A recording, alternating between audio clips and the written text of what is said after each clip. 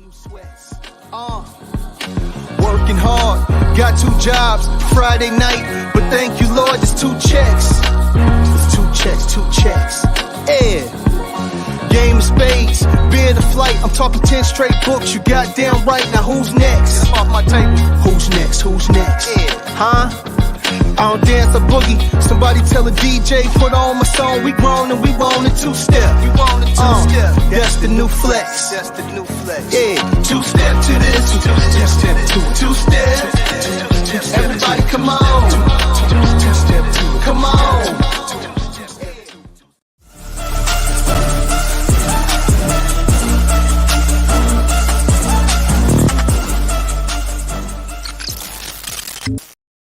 What's up, everybody? Welcome to Worldwide Crypto and Gaming. I'm your host, Vince, aka Dragon Rider, and tonight it's another episode of Behind the Bull. This is my 10th episode, and I got another great guest tonight. Let's welcome to the stage Marcus Esports Howard. Yo, man, thanks for the opportunity. Man, I have been podcasting now for like 3 years, and the production you had on the intro is better than anything I've seen, yo. Yes, I love it. I love it, man. I appreciate it, man. I've been doing this for 2 years now. I'm just a little background on me. I come from the crypto industry. I started streaming about 2 years ago. And I did mostly AMAs and crypto related content and everything. But just here recently, I've gotten into wanting to do, because everybody kept saying, hey, man, you ought to start a podcast. You ought to start a podcast. So I went on ahead, and this is my 10th episode. And I'm always, man, it's a great time. It's great conversations, man. I love doing this. It's pretty awesome. Yeah, same, man. That's what I learned, is that I learn a ton, have awesome conversations. You know, the community is awesome. And that's got to be your goal first and foremost. You know, if it explodes and does really well, great. But this to be about your passion about the space, about the conversations and learning, and that's the most important piece. Absolutely, and networking, business. and networking, right? Yes, I love it. So, just to get before we get really started into a good conversation, man, let's get a little background on yourself, man. How did you become the man, Marcus Esports Howard? It's funny, man. It happened accidentally. I was just telling a friend that on LinkedIn a couple of days ago. There's this big conversation about like creators no longer being kind of a term people are connecting to, because some folks don't want to be a professional creator. They just create content. Same thing happened to me. I just accidentally kind of fell into creating content. I was just voicing my opinions and venting, right? Trying to let off some steam, and people just resonated with what I was doing, what I was saying. But ironically, I actually used to be Marcus Blockchain Howard about 4 or 5 years ago. I don't know if you remember, back in the ICO kind of 2016, 2018 timeframe, there were a lot of companies kind of trying to kind of ride the wave of the blockchain hype, and some companies even adding blockchain into their name. And I forget which company specifically did this. I think it was a tea company up in New Jersey or New York. It was like Long Island Tea. And they added blockchain into their name. They were publicly traded. And because they added blockchain into their name, they actually had like a spike in their stock price when they had nothing to do with blockchain. They just threw the name in there. The SEC didn't appreciate that, and they got delisted from the stock exchange. But like while that was happening, a couple of my colleagues and I are just kind of reflecting on like how much of a fever pitch it was. People just illogically irrational about blockchain. And we said, well, why don't we just start adding like blockchain into our names as a parody, not being serious about it, but as a parody. And we did that. And while we were parroting the space, it was actually creating some inbound demand for me, like for my work that I was doing. It just had like an accidental effect of creating value. I wasn't using it to kind of take advantage of the opportunity. I was just trying to parody it, still being very critical of the space. And then as I continued I've been working in the gaming space now 10 years, as I started to shift more into esports, a lot of my friends, especially colleagues on LinkedIn, were saying, hey man, we see your Marcus Blockchain, Howard, but like we see you mostly talking about gaming and esports, and it's throwing us off. And so I had a buddy say, man, if you're going to continue to work in esports, like you got to get rid of blockchain and like shift it to esports. And ironically, I was seeing the exact same kind of fever pitch, like illogical, just hysteria happening in esports. So I changed it from parroting blockchain to parroting esports, and here I am. Man, I heard that, man. It's kind of funny you say that, man. You know, the way some of these companies and even startups, you know, kind of hop on the name train. You know, it's like nowadays everybody's either metaverse or AI. You know, Yeah. I see that everywhere. And, oh, this and AI, like they literally have nothing to do with AI, but they got AI in their name, and it's just like, oh, you know, we're AI now. You know, Yeah, yeah, it's wild, man. And that's what is it, the Gartner hype cycle. So you're going to see a lot of that. You know, just like we saw with the metaverse and to a degree with crypto and some of the previous trends. There's going to be a boom and a bust, and then it's gonna level out, and that's where the actual opportunity is. You know, we saw the same thing with the internet. You know, 20 years yeah, ago, 24 years ago, the dot-com boom and bust, and yeah. now we have trillion-dollar companies that kind of rose from the ashes of all of that. Yeah, absolutely, absolutely. So what kind of experience do you have on as far as like blockchain? Like how'd you get into that? Because I mean, because as of, you know, I guess, you know, was it, yeah, like you said, now like 20 years ago, you know, it's like everybody was scared of it. You know, it's still kind of new and everything. I think, what was it, 2012, somewhere around there, you know, and Mhm. it's like it was just really getting to start catching traction with Bitcoin and everything. So how, like, what kind of field did you come from to get into blockchain stuffs? Yeah, I started as a consumer of the internet, right? Playing video games since I was 6, and Yeah. I remember very vividly like being aware of the consumer internet becoming a thing, roughly 96, 97, and then obviously the boom and bust at the turn of the century and the millennia. Um, and I recognized after I went to college and graduated that reflecting on my time as being like 15, 16, even though I could see these things happening, I didn't have the resources to do anything about it, like take advantage of that opportunity, or a combination of that and not having the maturity. Like my Yeah. parents were trying to get me to learn the code. They bought me this book, right? That had like learn HTML, CSS, and JavaScript. And my twin brother and I didn't want anything to do with that. Like we didn't want to build Web 1.0 websites. And Yeah. then we learned in school, we went to magnet school, our TI-83 plus calculators, you could put video games on it. And we learned video games are made with code. So we didn't want to learn code to make websites, but we 100% started teaching ourselves to code separately just so Yeah. we could make our own video games. And that kind of passion for video games led both of us to get technology degrees. Mine's in IT. And I graduated in 2008, Georgia Southern University, and in 2008, October 2008 was when the Bitcoin white paper was published, October 31st. And so my birthday is actually January 3rd. And as I'm sure you know, January 3rd, 2009 is when the Bitcoin network launched. Yes. So with my experience of missing the opportunity of Web 1.0 and kind of the rearview mirror, I said, well, A, I have a technology degree, so I understand the impact of technology. B, I understand how the internet has impacted the way people and businesses interact across the board over the last 20 years. You know, now being 24, or I guess I learned that over 8 years because I was 16 at the time. And then so I didn't want to miss that opportunity. So I started following Bitcoin from the earliest days, again, like 2009, January, but I never got commercially involved in the space until about 2013. I bought my first half of Bitcoin when Bitcoin was trading around, I want to say $800. Yeah. So my brother and I spent $400. I started day trading, and over the course of like 3 weeks, I tripled my money. I said, wow, there's a lot of opportunity here. It wasn't until 2016 that I learned that Bitcoin was powered by blockchain.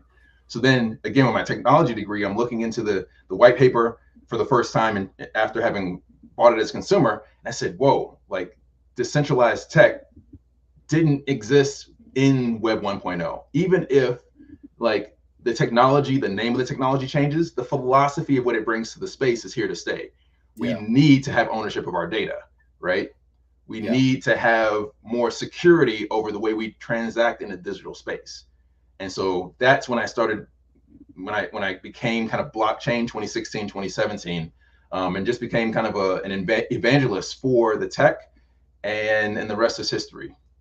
Wow, man. See, it's just I missed out on the early boom. So I used to work I was a testing technician at the Tesla plant before it like really went full blown, launched into, the Model S and stuff. And some of the engineers, they were talking about it. He's like, man, it's, hey, you ought to buy some Bitcoin, this and that and everything. And I was like, man, I'm not buying that, man. What are you talking? That's fake. I'm going on vacation. What are you talking about? You know what I'm saying? So I wasn't really mature enough to understand like the whole aspect of investing and stuff like that. And looking towards the future, I was just all about now. I'm going to go on vacation. I'm going to the beach, this and that. And then, so after I left from there, moved back home, I never really paid too much attention to it until it was like right around 2020. And a few of my buddies was like, hey, you ought to download Robinhood, start buying crypto and this. And I'm like, man, I mess with some stocks and stuff. What are you talking about? What is this?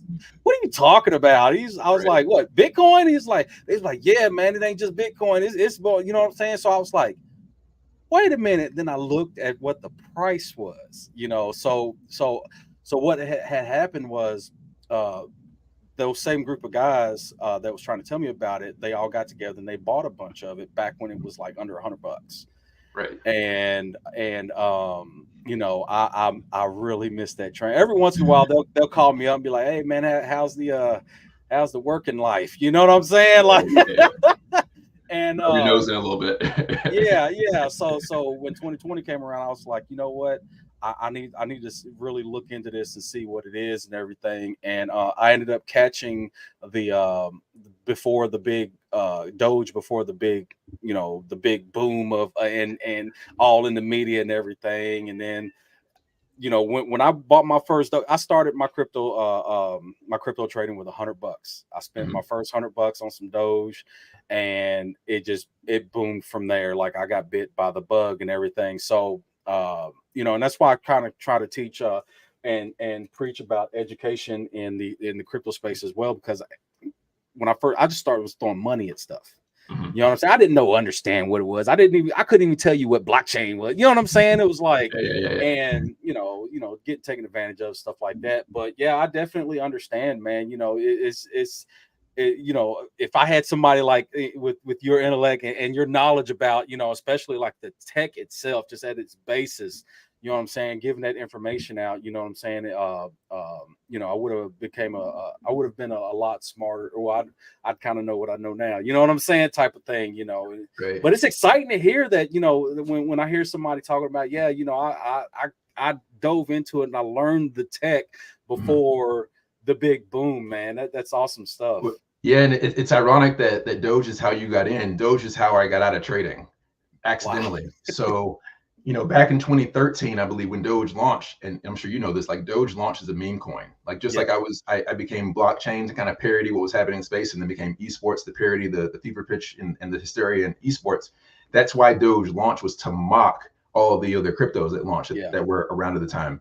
And then it's funny because it became such a meme coin that it actually got delisted off of popular exchanges. And that's the reason that I got out of it, like involuntarily. So when I was doing that day trading, I had parked my coins in Doge and NMD, Nomad, either Nomad or Namecoin. I can't remember. It's the acronym's NMD. And I started to get, this is in 2016, I started to get notices from CEX.io, which is a major exchange, that said, hey, no one's taking Doge seriously. They gave me ample warning. So I'm not even blaming them. This is my fault. They gave me ample warning. They're like 3 months or 6 months, like on this date in 6 months, we're going to stop supporting the Doge wallet, the Dogecoin and Doge wallet. If you have any tokens in Doge, we're then going to start charging you a transaction fee to maintain it. And at the time, so my first company or second company was an indie game discovery platform called Project MQ. And in 2016, my twin brother and I were actually finalists and then winners of Lupe Fiasco's nationwide pitch competition. Oh, wow.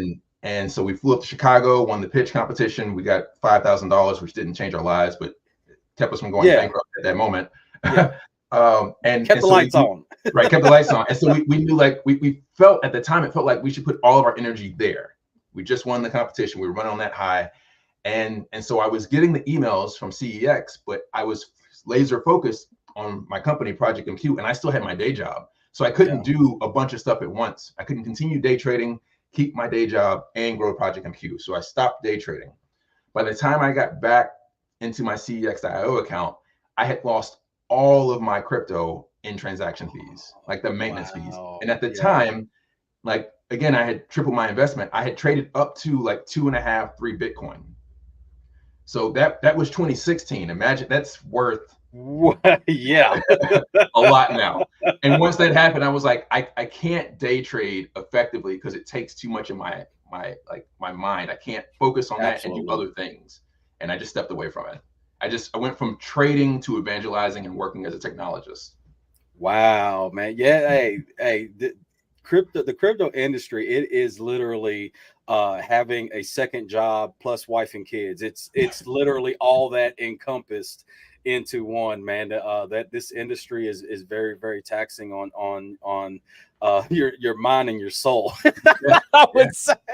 Yeah, not for the faint of heart, right? No, and especially because it's not regulated, right? At least like on the stock exchange, something major happens, like a stock can only shift, like intensely shift in one direction, right? Like, or it can only go so far, and then regulations kick in. There's like kind of a kill switch it'll stop trades on a token to keep it from going to one extreme or the other. That doesn't exist in the crypto space. You know, that's the term rug pull, right? Like if something happens, like a crypto can go from whatever it is to zero in the matter of minutes, and unless you're watching it, you'll lose it.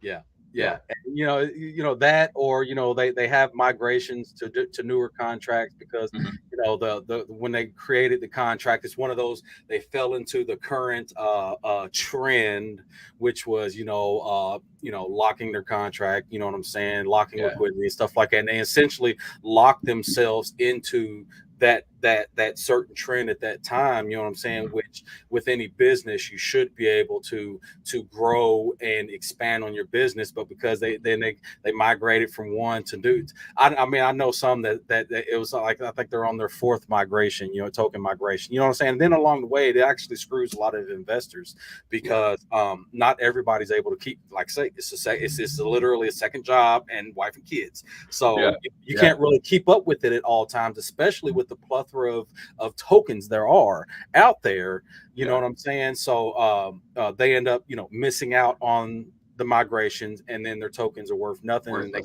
it's done deal, you know what I'm saying, but it's man, I've seen a lot of people come and go, and I was fortunate enough. I think I got in as far as getting into the DeFi space and the meme coin space and stuff. I think I got in at a decent point when it was really it was kind of beneficial because you could literally take a handful of darts and throw a bunch of money at anything, and you could almost make 2, 3, 10, 100 times your investment, you know what I'm saying, along with also throwing money at rug pulls and such, you know what I'm saying, so it, but like I say, it's just talking about the the education part of it, it's like I really try to teach people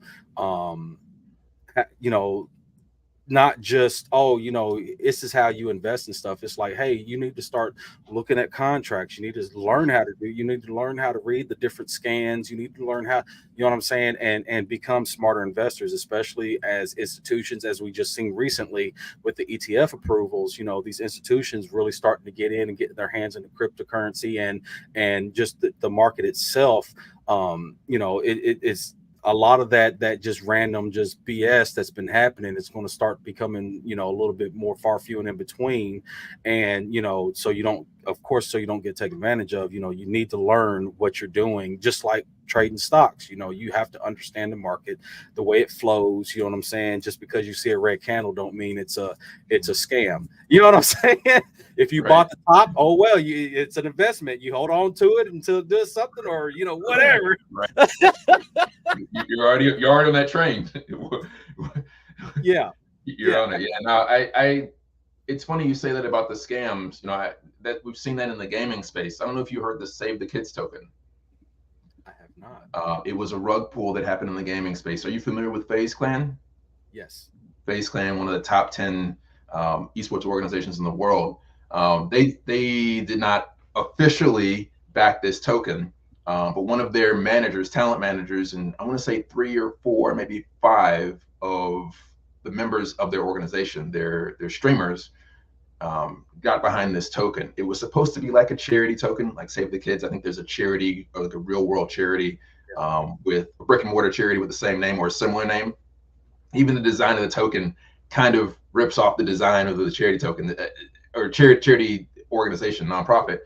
And one of their selling points was that they had put code in as guardrails to prevent it from being a pump and dump. And what happened was, like, I want to say like less than 12 hours, might have been like 3 or 4 hours before the contract went live, the person who wrote the contract went in and removed the guardrail. And no one else knew about it, because like I've seen and worked for companies that, like, the developers are the only people who understand the code. The business people don't understand how to code. Yes. So they don't have the capability. They could certainly, they have the aptitude to go learn how to do it, but they had not at that point invested in time to understand the code that's running their own company. Yeah. Right. And so basically a bunch of these streamers got involved with this token, and literally right before it launched, they removed the guardrail to prevent it from being a pump and dump. And that's exactly what happened. Like it tanked, and it tanked after people had gotten their exit who created the token. So all of these fans of these streamers bought into it because the talent said, oh, it's a charity, I'm involved, you got to get behind this, it's safe, right? Yeah. And even the talent didn't know, because they don't understand how to audit code or understand code. So Absolutely. You're right. Hopefully there's less of that moving forward as we start to see these ETFs and more kind of professionalization of this kind of wild, wild west space. Yeah, absolutely, and that's one of the reasons why my channel was started, is to try to direct. Like I say, I started out, just doing AMAs and stuff for different crypto projects, is because I've been a victim of scams, rug pulls, honeypots, the whole nine. You know what I'm saying? It's just, or my favorite one is, oh man, this. I know I started this project, but it's so taxing on my mind. I can't handle this. It's affecting my life, and then they disappear. You know what I'm saying? After they get the money, it wasn't a problem before they got rich, but now there are no consequences. They decided it's time to step away. yeah, you know what I'm saying. But that's part of the reason why the channel was started, is because I wanted to help direct people to not just what's popular, what everybody's talking about. You know what I'm saying? Because I used to listen to a lot of streamers. You know what I'm saying? Especially starting out, it was like, that's where I got my info from. You know what I mean? And I wanted to provide a different type of content and different type of thing. Like, I actually took time to kind of research and look into some of these different projects. And as I think I've only been fooled once. You know what I'm saying? And that was because this one particular one, I really didn't look at it very much, because I had a couple of my friends, they were content creators for the same token, and they were like, yeah, man, this is cool. They're cool. And I was like, all right, cool. So, what I mean? That's how it happens. One time is when they get you. yeah. And after that, I kind of took a step back, and I kind of changed my model on how I even run my channel and my brand, because my main thing is I don't ever want to affect my brand. Like, especially in the crypto space, like, I'll go in, somebody sees my logo, they're like, oh, hey, WWC's here. Hey, how you doing? This and that. And, it's a great feeling that I don't have that when I enter the room. Somebody's like, look at this scam artist. Oh, that's all these influencers. That's all they do is talk about pump and dumps. They get rich off of them, and then they're on to the next. You know what I'm saying? So it's my name, my brand, my company is it means more to me than making a few dollars promoting some scam or the next oh my god, the next 1,000 10,000x. You know what I'm saying? It's like yeah. Kudos to you, man. There's not enough of that, and enough people who are doing the good work like you are. So thank you, because we need to reinstill a sense of trust in this trustless space. They say with the Bitcoin is, and when I explain this to people all the time, I say blockchain mathematically introduces trust in traditionally untrusted networks. Yes. But even in that, there's still There's the human element that we can't account for. Yeah. Hey, I'm telling you what, I'm gonna steal that. I'm gonna start. I'm gonna start. Go ahead. That is that man. That is fantastic wording, man. I love that whole thing because you have no, honestly, you have no choice but to trust. You know what I'm saying? And it's either it goes one or two ways. It goes good or it goes bad. You know, Right. and you know hopefully with a lot of these companies really starting, especially these big companies. You know, you got BlackRock, Fidelity. You know, you got all these big names hopping into the industry, and especially, and then you know, of course, the SEC, which is a thumbtack in my side, right, and everybody's side right now. You know, Right. hopefully they really start to move forward and establish clear guidelines and rules and regulations so we can move forward as industry, because obviously it's not going anywhere. It's getting bigger, and you know, we just need that clarity to move forward so we can because a lot, you know, I say it all the time, a lot of these tokens or token projects, they're small business, they're startups pretty much for the most part, you know what I'm saying? And you know, it'll definitely help to clean up the space and make it more legit if they just give some clear and concise direction on how we can move forward as an industry. You know what I'm saying? And they've done that with equity crowdfunding. They've done that with stocks, right? They do that with a number of other, I guess, asset classes. But I think it's unfair to look at them as the boogeyman, right? Yes, they're a pain on everyone's side, but look at the other side of the token, right? It's literally lawless, right? It's not even a figure of speech. It is literally lawless. They want some of them taxes. Well, but that the crypto space for years. Again, I wouldn't call myself an OG, but I've been around a long time in this space. Everybody was clamoring for this mainstream adoption, for like businesses and countries to finally take Bitcoin and other cryptos seriously. Well, be careful what you wish for, right? They're taking it seriously, and this is what it looks like when they take it seriously. Yeah.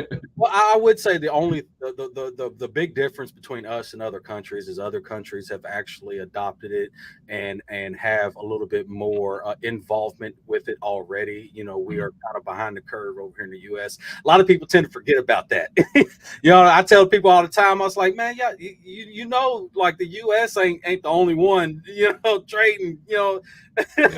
Yeah, I you know, I've been less involved, but when I was more involved in this space, I was telling people all the time, you know, I think that the U.S. is at least 3, maybe 5 or more years behind the global market. Absolutely. In crypto and blockchain, and ironically, the same thing in gaming and esports. You've got countries like Canada, you've got in the European area, there are grants dedicated specifically for gaming to like provide funding for companies to spin up gaming studios, because they recognize the impact that investment has and the return it creates for export, like entertainment as an export. None of that exists here in the US. So that's the blockchain, the crypto, the gaming, and esports. We're just behind. Yeah, absolutely. So, all right. So now we kind of diving into the whole esports realm. You know what I'm saying? So where have you really got get your start into the official, like, I know gaming is one thing, but when you enter into the esports realm, it's a whole different, totally different animal. How'd you get your start into this realm of things? When my last company died. So my brother and I we believed that we solved game discovery. We had evidence that we were solving it. And today, I still believe that game discovery is the biggest problem and biggest opportunity in the global ecosystem. Just for you and you know your community's just knowledge, like 75% of at least 75%. This was actually in 2013, so it's probably much higher now. But in 2013, 75% of video games in the global industry were made by independent game developers. But independent game developers at the time made up less than 2% of the global revenue. Okay. Right. And so my brother and I, you know, decided to fix that problem because we were building our own game. We actually needed it for us. And so as we started solving it, we were scaling. We had users in 40 countries.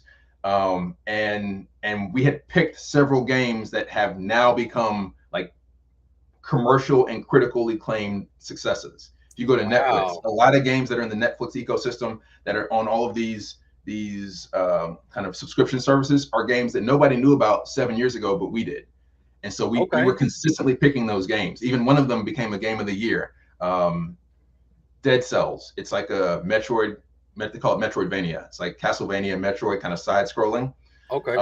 We discovered the game in 2015. They did early access in 2016. Their commercial launch was in 2018. And in 2018, they won Best Action Game of the Year award for the global gaming industry. And we knew about it in 2015.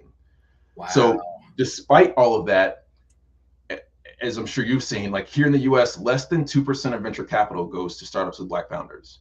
So even though we had IT degrees, we were consumers of gaming, hobbyist indie game developers, had built our own platform and had scaled it to users in 40 countries, we had investors telling us that we didn't have any of these qualifications and we couldn't fix the problem that we were clearly fixing.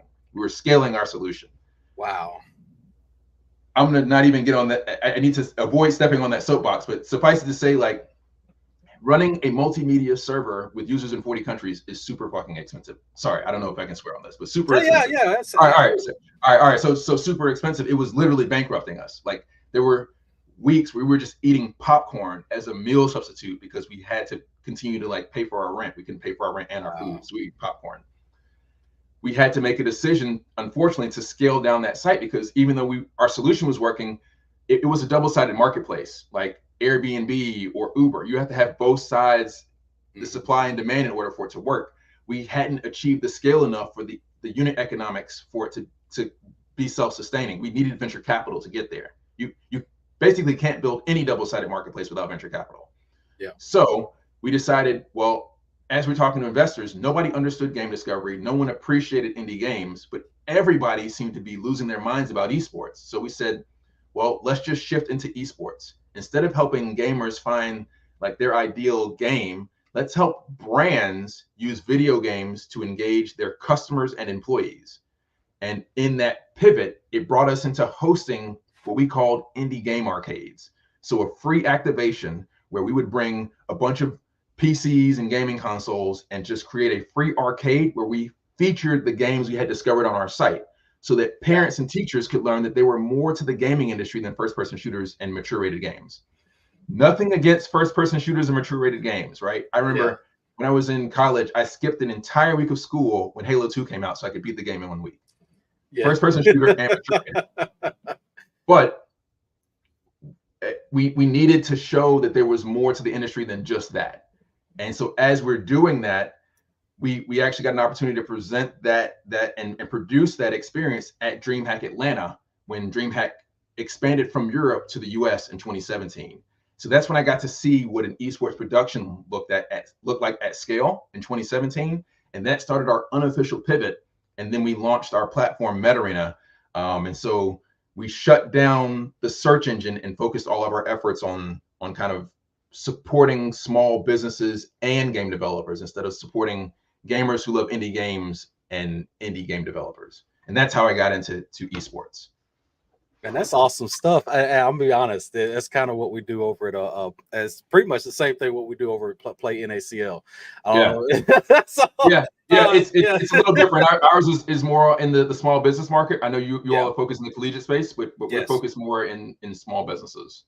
Yeah, it's awesome though, man. We're gonna have to talk after this sometime, man. I'm gonna have to link you up with David, man, so we can get a conversation going, see if we can do some kind of collab or whatever the case may be, man. But because I really like I like what you're doing and the professionalism behind it and the growth, man. It's like a lot of I notice a lot of business owners and stuff, man, they nowadays, when they get that instant like just hype and growth, you know what I'm saying, they don't understand what the grind is to really get something up and going. And it's kind of different when you have it the easy route versus you gotta grind and eat some popcorn route. You know what I'm saying? Like it's something totally different. And when you build it from that level, man, it's a totally different type of business, man.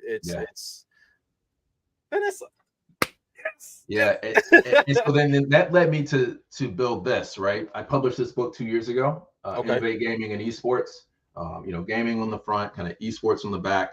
It's 320 pages, coffee table book, because I was having the same conversations over and over and over again, like explaining why video games are important, explaining that there was more than just first-person shooters and mature rated games, right? Defining esports. And I felt like this resource was missing because we know that a lot of the wealth is still being managed by, like our parents' generation, right? There's still people who are in their 60s and 70s who are still working and still control assets and influence and access to what we need. And it's hard to get them to understand too, because they're just like, what is, let me, or how like nowadays we're like working remote, and even with us, I'm in Indiana and everybody Nevada, you know what I'm saying? It's like, they don't understand that concept. They're just like, oh, well, where's the business at? It's kind of online. It's all over the place. We make it happen like, oh, that seems like a scam. That's a Ponzi scheme. Get out of here with that. And it's like getting that older crowd to understand how the business world has really shifted, especially with video games and esports, man. They really have no concept of what that is. Yeah, no, you're right. And so, that's but what I appreciate is that there's a willingness to learn if you can meet them where they are, right? And where they are is that, again, the baby boomer and Gen X, that demographic still likes to read physical books.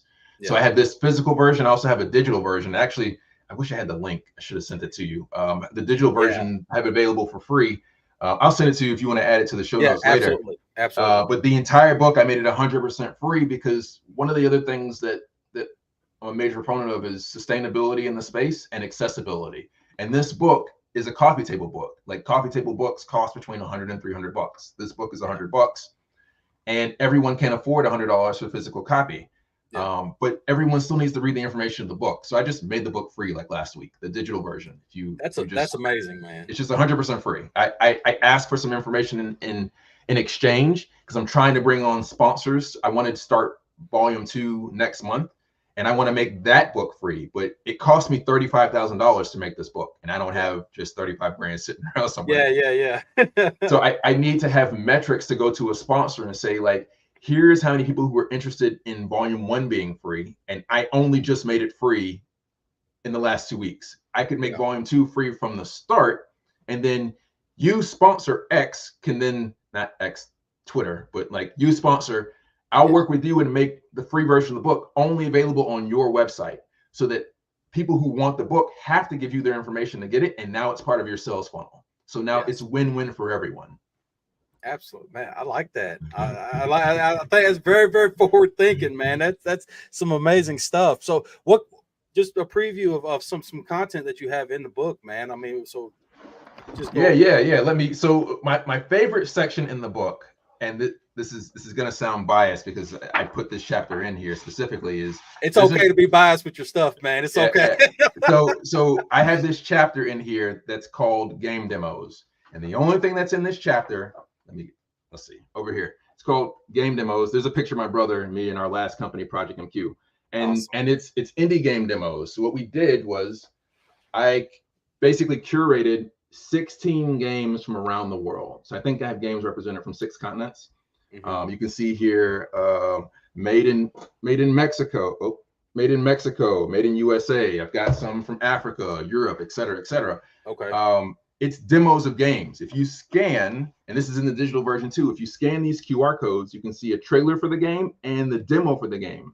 So while you have this book, you can literally play games from this book. Oh, I love it. I love it because, man, especially like here lately, I've because I just recently kind of just did a little upgrade to my brand, and I'm now Worldwide Crypto and Gaming. So I see that. Yeah. I see that. So I've started really to it's because, especially in the crypto world, there's a lot of companies that have do have playable games and stuff like that. And they don't necessarily have the exposure and this and that, you know what I'm saying? But some of them have actually some pretty decent games, you know what I'm saying? So having that right there, I will definitely that's definitely in my realm of I need to check this out, and maybe even showcase some of the games inside the inside your book, man, because it's especially when it's something that's very interesting enough, especially enough to put in your book. Hey, I'm gonna check it out, and I'm gonna definitely do some showcases on it, man, and hopefully that people that are watching and everything, they'll really take some time to because this is also on SoundCloud too. So, Right. maybe people take some time and actually listen to the information, and I'll get that link from you and make sure it's posted everywhere. Because like I say, it's we all need support out here, and it's especially in the gaming, man, and indie games and stuff, trying to get that breakout moment, you know what I mean, is tough, especially when marketing is super, is crazy expensive. Crazy expensive. The other thing that I'm really excited about in this book, I did this for parents and for teachers. There's a chapter in here, and let me preface this with, I don't take credit for this design or any of the designs in this chapter, but I worked with Nico Bessoms, who is in France, to license his image and the images that he created for this chapter. It's 100 career opportunities in gaming and esports. Wow. And some of them are non-gaming related. So like accounting, legal, things you would not associate with gaming and esports are involved in gaming and esports. And the reason this image is so powerful and important is when I share this with parents, they now understand that video games can be a pathway to STEAM careers. They want their kids to pursue STEAM careers, but they don't want their kids to play video games. But this shows you can play video games as a means to get the kids to the STEAM careers. Yeah, definitely, man. Because at our last event, or well, not our last event, but our other, we was at SEMA Fest, and you would be surprised how many parents, because kids, obviously, we had a tent set up, and they were able to come in and play video games and stuff like that. But you would be surprised the amount of questions that we received from parents. They were like, well, what if he's not good at gaming? Because they want, they want to know, okay, because they see all these big streamers making monies and stuff, and they're like, well, he's not very good. How do they get, what I'm saying? I said, there's so many different areas of the esports and gaming realm that, they don't necessarily have to concentrate on that. If they really have a passion for gaming, they can get into coding, they can get into different areas to even support, what I'm saying, working for a game company and stuff like that, and they were like, wow, we didn't know. We just thought it was, you just playing it on YouTube. And I'm like, no, man. I got the link pulled up here. I'm going to send it to you in chat. Yes. But it's a bit.ly. And the bit.ly is bit.ly/getfreegamingbook. Okay. bit.ly/getfreegamingbook. And that goes to a form. And again, I'm asking for some very high level kind of demographic information so I can present it to a sponsor. Nobody's personal information. I never share personal details or sell anyone's information. I'm going to send this over to you on LinkedIn so you have it. But once you do that, the thank you message includes the link to the book. And then it's actually, you can actually flip the pages. It's a digital book. Like, every single page, all 320 pages are in there. Oh, that's awesome stuff, man. So do you also provide any type of consulting and stuff like that? Like, do you get into that realm of really getting one-on-ones and speaking and stuff like that? Yeah. I inadvertently, or let me say that differently, I involuntarily had to become a full-time consultant 2 years ago because, I've been bootstrapping companies for 10 years now. So working 9 to 5, nights and weekends, side hustle. And when I worked my last full-time job, I was working for a multinational steel company in their innovation team, writing code. They hired me because they wanted me to bring some of that entrepreneurship culture into their company. But they recognized that our team had so much success that the company wanted to lean in on that success, like lean into technology, having an internal team. Yeah. And so my boss set me aside and said, thank you for all the work you've done. We had a couple of hiccups here and there, but all in all, you've been a great addition to the tech team and to the company. But because the company is leveling up its demand on the tech team, it's going to become unsustainable for you because of all the extra work that you do. And he said, just out of respect, he didn't want me to, destroy my work-life balance or have like the mental and physical health issues that comes with trying to manage that higher demand and everything else. So we mutually agreed that I should just go find something, try to do another opportunity. And so I took that opportunity to try to jump into consulting full-time. It was not what I had hoped it would be. Quite frankly, right now I'm more full-time stay-at-home dad than I am esports consultant. But that said, I love that. I've spent a lot of time with my family. My 1-year-old son. I saw him stand up and walk. Crawl and walk, stuff that I experienced that didn't happen with my older 2 kids because I was working a 9 to 5. Yeah. That, and then I still did some amazing things in consulting. Like in the last 2 years, I launched this book. I shipped this book from my garage on the other side of this wall to 25 states around the country, 18 countries around the world on 6 continents. Nice. I also represented the U.S. By partnering with the U.S. Department of State with their International Ambassadors Program. Speaking about gaming and esports and career opportunities, I even built a sustainable esports strategy for the Republic of Estonia. So I designed a sustainable esports strategy as a consultant for an entire country. What? That is amazing. Yeah. I'm saying that. Wow. Hey, that is amazing. What? How do you feel? How do you feel about it? I can see it on your face, but how do you feel when you say that? You're just like. I had to sit back and reflect on it. It's harder to appreciate it. Again, when I don't have the success that I wanted to be doing this like full time and being able to cover my household. But my wife's business is amazing, and I share this with a couple of my colleagues I work with regularly, that my growth as an entrepreneur is that, and as a person, is that I had to learn the best way I can support my family's success is to empower her to be successful. And whatever I can do that is not bringing money in, that empowers her to do that, is still a win for the house. Yeah. So that it took me a while to get there. It took me 2 years to get there. But even at that, like I was able just over the last 4 weeks to reflect on the last 2 years and say, like, even though I'm not where I want to be, I've had an amazing impact on the ecosystem the last 2 years. That's amazing to say, man, especially when you have a partner that fully, supports what you're doing, what you're trying to see. They can see your dream and your vision.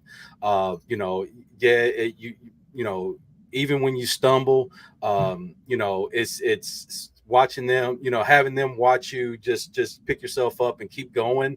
That's an amazing thing. And that support system is really, really important as well, mentally, you know what I mean? Because like I said, I've been doing this for 2 years. I'm not where I wanted to be. I wanted to be the next Mr. Beast type thing. You know what I'm saying? Right. My wife's been very, very supportive of this, knowing that, some businesses just it takes a little bit longer. You know what I mean?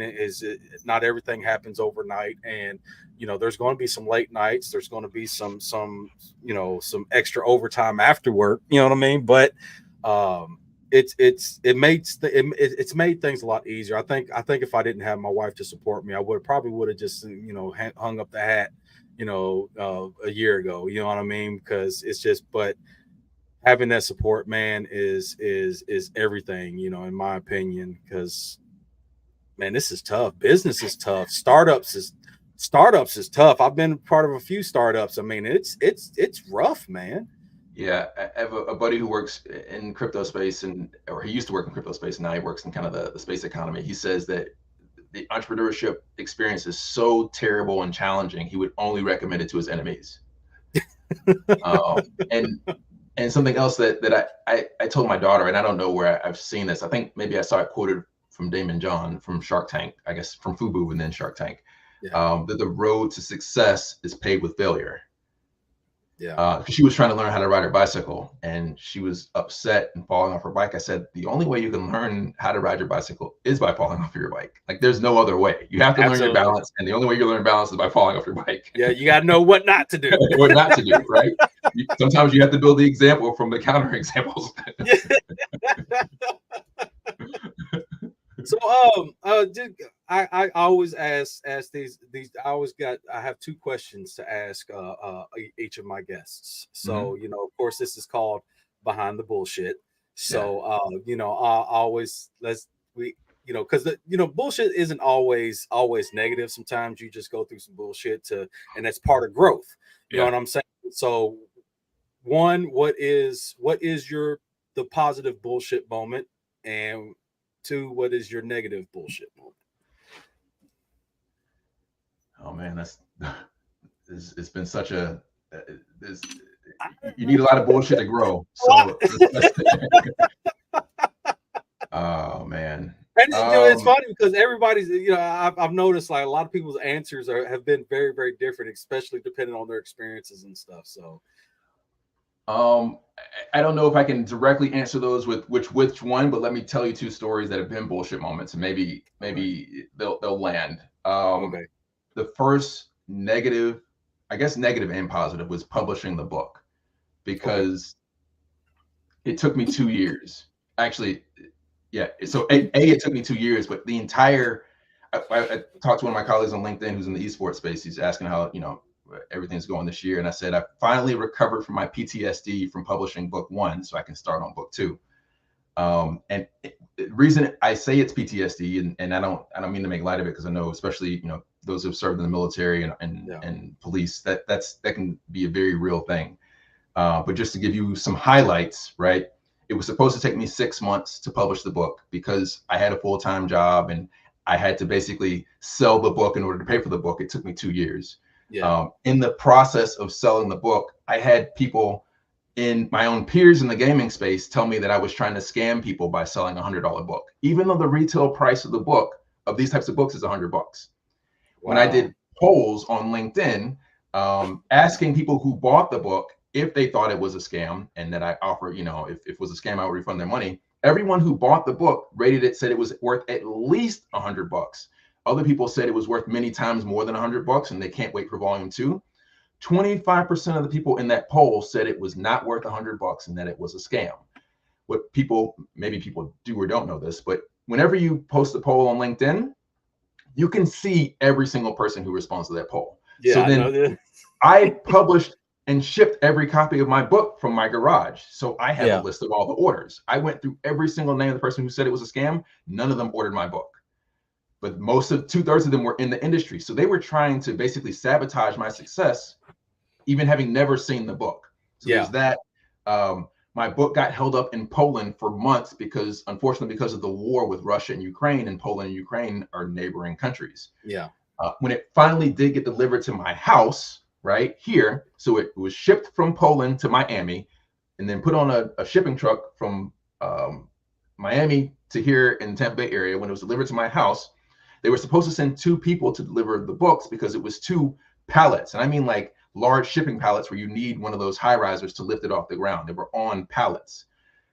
One person was sent with the books, and so when he tried to offload it off of the back of the truck, the books literally fell 6 feet off the ground, fell off of the truck onto the ground, such that the high riser was in the air. It did a 180-degree turn as it fell and hit the ground. I had about 100 books that were damaged in the fall. I had at the time, my 2 kids, and now I have 3. 2 kids were out there with me. I've been waiting for months to finally get these books. I just wanted to get my boxes out of the street and into my garage. So I asked the shipping guy, can you help me? I just need them out of the street. I can't have my books in the street. So we brought all the boxes in the garage. He leaves. I said, they look like it might be damaged. Like, is insurance going to cover this? Because I bought insurance. He said, yeah. Just take pictures, send it in. Take the pictures, send it in. They said because I didn't take a picture of it when it was on the ground with the dolly upside down in the air, they didn't cover my insurance. So I didn't get reimbursed for the damaged books. And then when I finally started shipping the good books, 50 of my books, 10% of the books that I could ship were stolen from me. When I was shipping them into Atlanta, someone was basically unpackaging them out of the boxes. And then I have a box here somewhere. When I shipped them to New York to someone who bought a large quantity of books, 25 books, a sponsor of my book ordered 25 books, so 5 boxes. He only received 4 boxes. The 5th box had a bag of burned CDs in it. So someone stole my 5 books out of that 5th box and put a bag of CDs and sent it to New York. He was like, "Why did you send me a bag of CDs?" I said, "Who sent you a bag of CDs?" What?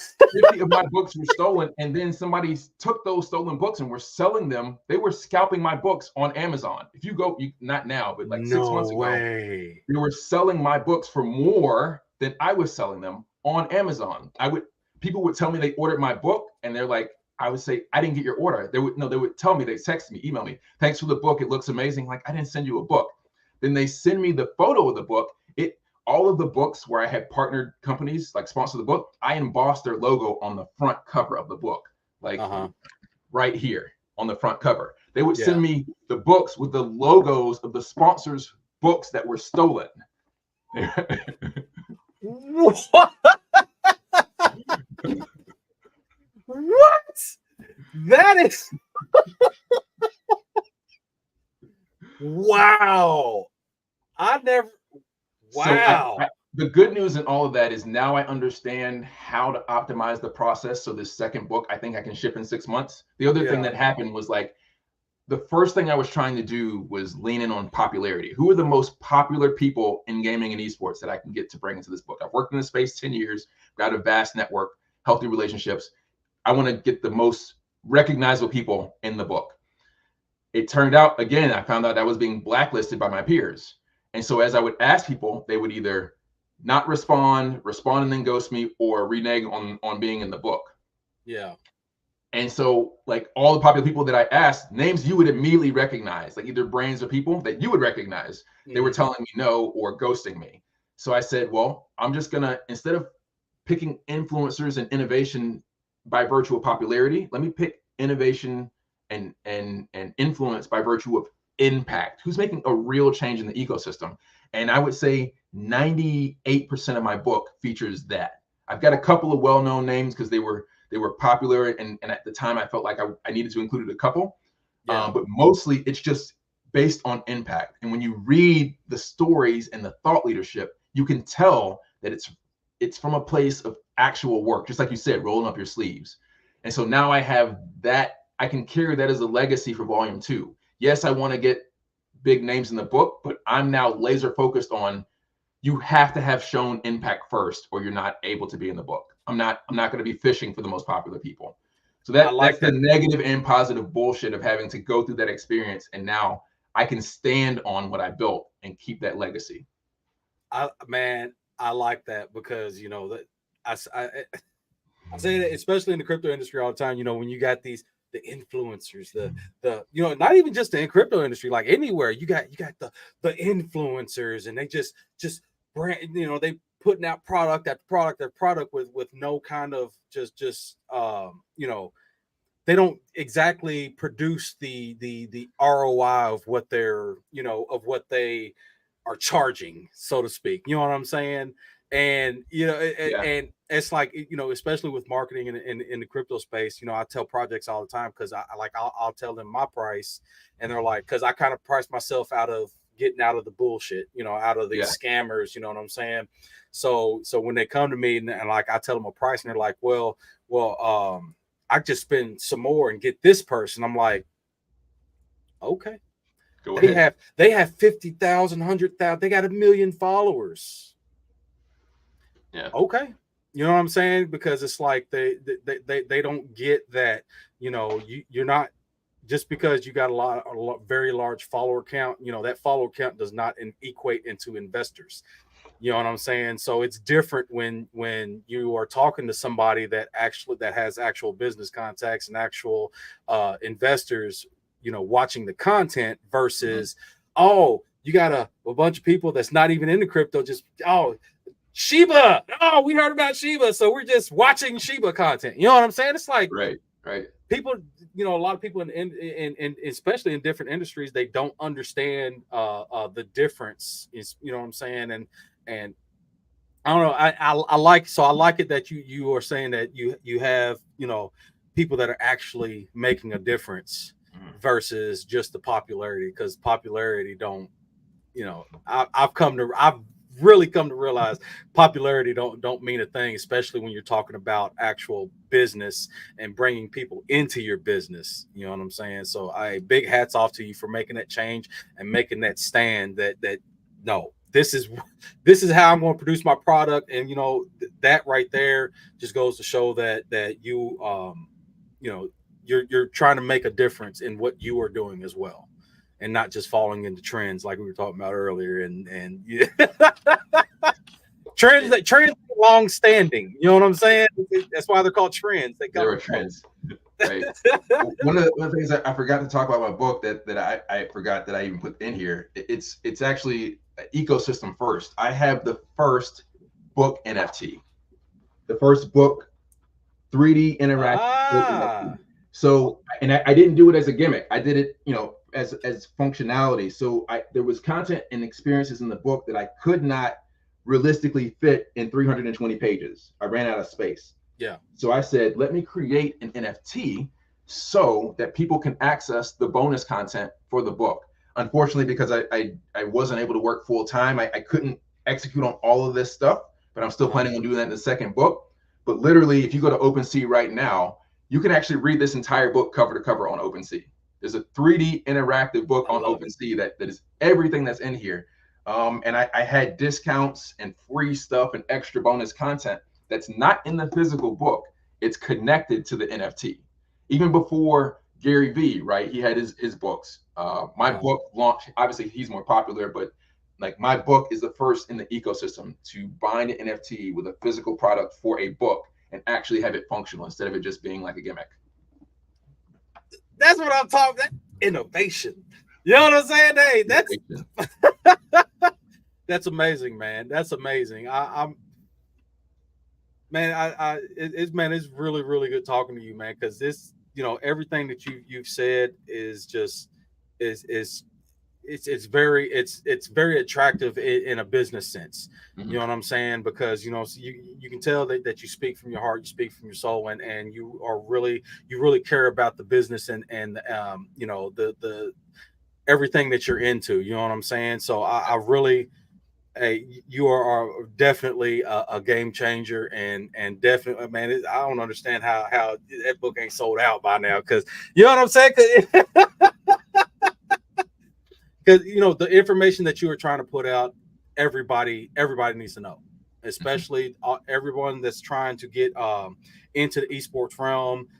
You know, even marketing and branding in esports and stuff like that. You know, they need this information because, you know, there's not enough people and not enough businesses in this realm that want to get into it, that have any kind of way to start. They're just like, oh, let me find somebody on Fiverr real quick, and then that person on Fiverr then ran off with their money, and then they still in the same boat. They don't know how to even get their foothold into this realm of stuff. So yeah, and that's one of the inspirations for me to make the second book. Is this one of the sponsors, the one in New York that unfortunately got that bag of burned CDs, said that. Did the CDs at least have the book on it?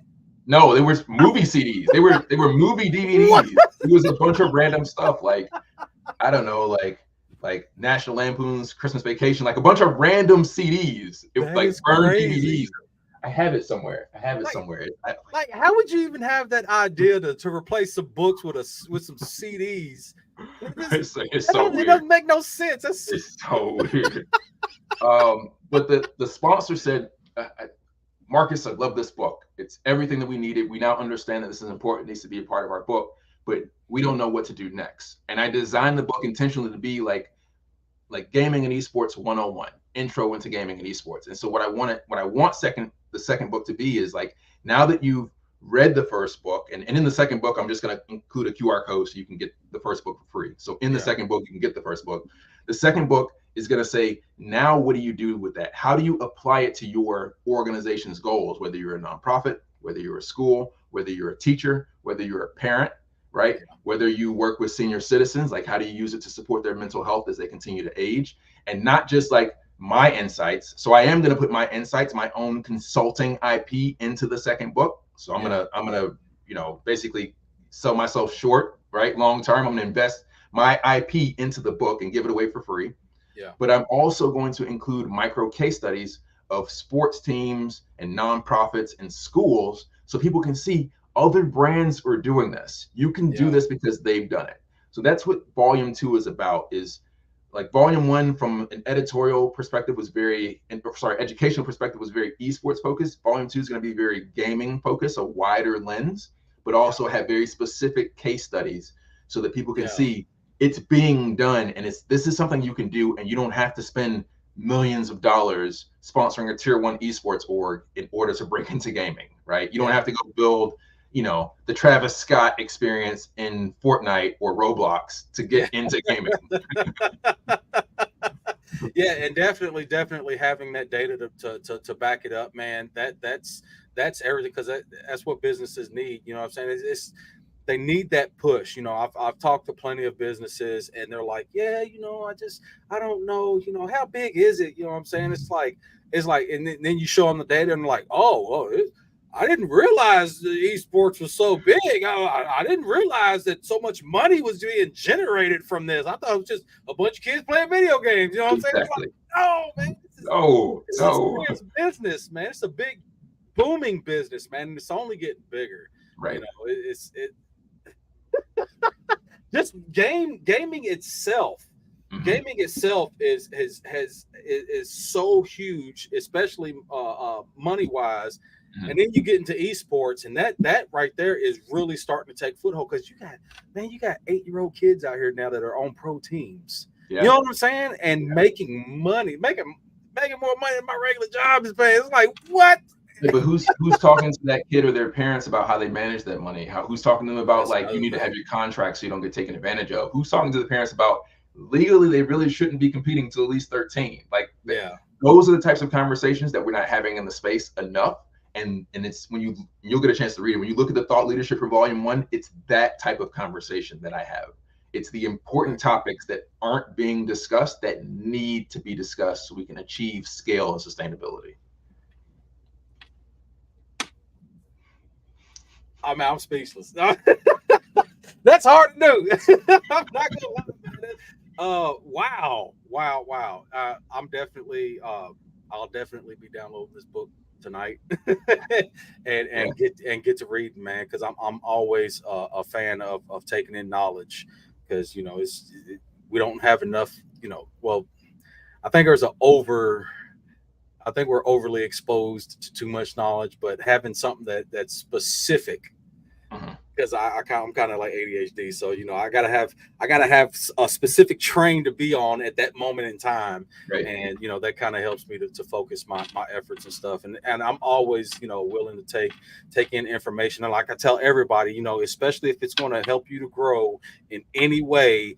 Even if it's one page that kind of was like, oh wow, I didn't know this. Any sort of information you can take in to grow yourself as a professional and to grow yourself into any kind of profession. You need to take advantage of those resources, and you providing this resource, especially for free. That's amazing, man. And like I say, big hats off to you for doing that, because like I say, not everybody has, that extra money to get out there, especially a lot of these parents that, because these gaming rigs, it's like some of these other rigs I've seen, I know what I spent on mine. And I'm like, you spent what? And them trying to get into this realm, and they're already spending money on equipment and the hardware and stuff, and having some kind of resource to help them, give them guide on the other end of it. Man, that's priceless, man. And for you to be offering it for free, that's amazing. And wow, that's definitely amazing. Thank you. I appreciate it. Thank you for your support, man. I the only reason I was able to finish the book is because I had the community to support me. Like, the industry wasn't going to support me, right? Yeah. So if it wasn't for the community, this book literally wouldn't exist. Yeah. So I appreciate your support. I appreciate your candid feedback, right? Let me know what you like about the book. Let me know what you don't like about the book. Absolutely. I think that all criticism can be constructive, and I try to keep that in mind whenever I receive even critical feedback. But like, I'm literally trying to work on volume 2 in the next 6 months, like get it done in 6 months. So every piece of feedback, even the negative feedback, is priceless to me, because I want as much value as this book is, I want it to pale in comparison to volume 2. Mm-hmm. Yeah. Absolutely. So where would you say you're as far as in this space and time right now in your career? How are you feeling about it? You know what I'm saying? It's because it's new year, it's 2024 now. Like, how are you feeling about where you're at? There's a saying that it takes 10 years of struggle. I'm paraphrasing here to become an overnight success. It's something about 10 years of perseverance, failure, and stress. It's a quote from Biz Stone, one of the co-founders of Twitter. That's literally where I'm at right now. I started working in this space with Project MQ in 2013. Here we are now in 2024. I've just finished the 10th year last year. This year, I've got some great opportunities in front of me, including the book. I'm blessed to have the opportunity to work with, and I guess I'll be announcing this week or next week, with Venture Starters. It's the number one or one of the top 10 or top 5 online investment communities in the country. They've got over 8,000 members, and the founding team has agreed to allow me to lead a gaming industry investment vertical for them. So they meet weekly, and it's a free event. Anybody can join in, and anybody who's listening, if you hear this before 7 p.m. Eastern tomorrow, if you have a business idea in whatever industry, you get 60 seconds to pitch investors.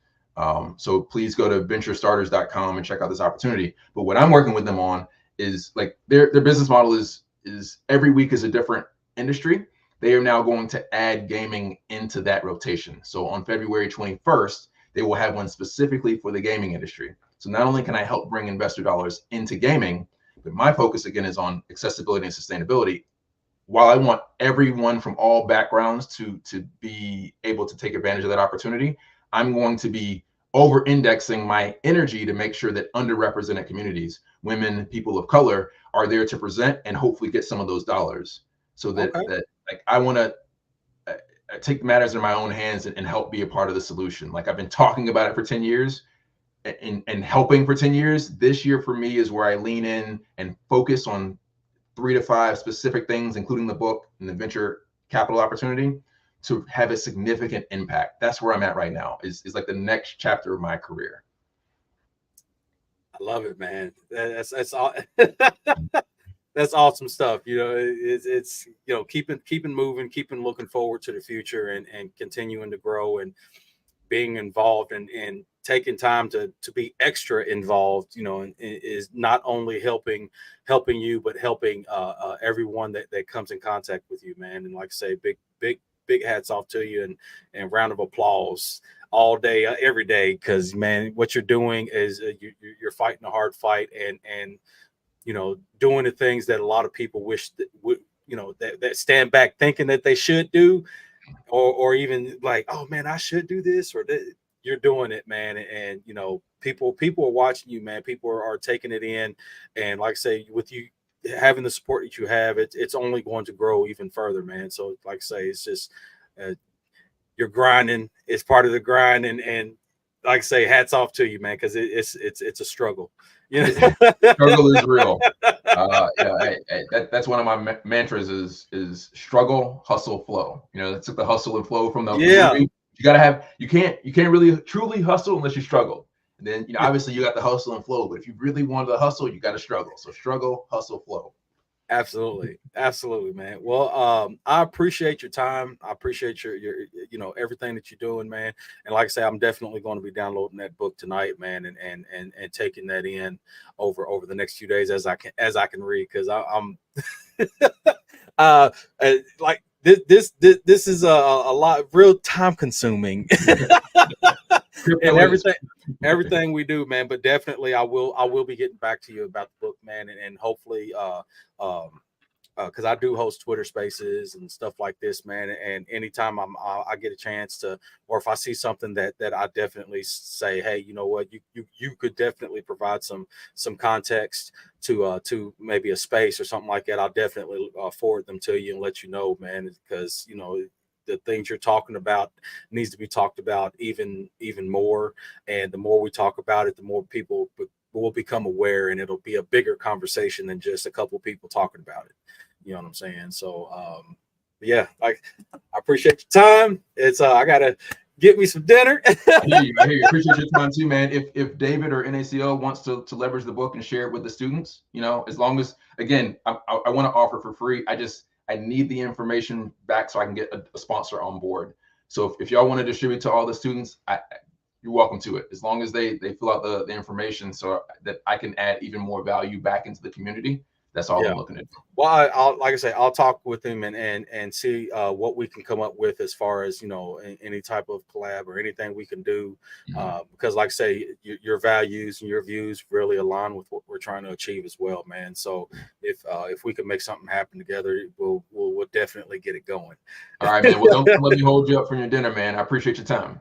Yes, sir. And to everyone out there that's watching, you're going to watch, or if you're going to be listening to this on SoundCloud or Spotify, wherever you are viewing or listening to this content, make sure I will be posting all of his info and his socials into the descriptions, and definitely a copy of the link to download the book.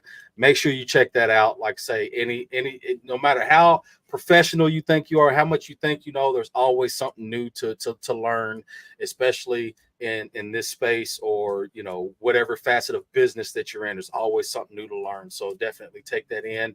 I appreciate everyone's time. Don't forget, please, it helps me out. Shoot me like, follow, subscribe, whatever platform that you're watching this on, and I will definitely see you guys later. Peace. Even when you feel low, you can still go. Even when you feel slow, you can still go. Even when there's no hope, you can still go. I never answer to no, man, I still go. Go, go, go, go, go, go, go, go, go, go, go, go, yo, go. Hustle hard, hustle every single day. I'll be making moves till I'm buried in my grave. To the system, I don't wanna be a slave. I've been doing shit.